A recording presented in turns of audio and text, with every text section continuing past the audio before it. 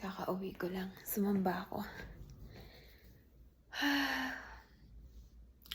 Napakalamig. Isang oras yung biyahe papunta, isang oras yung biyahe pa uwi. Medyo hindi na traffic nung pa uwi.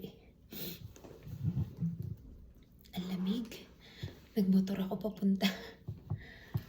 Ang sakit sa puwet. Pero at least nakaabot ako. Napakabait ng pamamahala kasi sa mga ganitong lugar may pagsamba. Nasa kabilang panig ng mundo.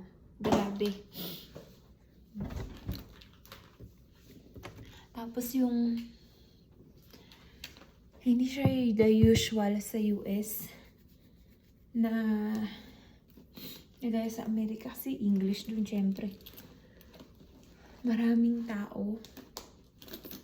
Siguro maraming kapatid na foreigner. Dito hindi. Group worship service lang.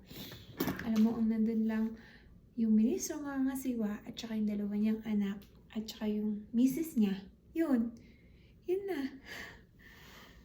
Pero may dako. May parang dako ng PNK. Parang ganon. Ang itsura. Pero yun. Bye-bye!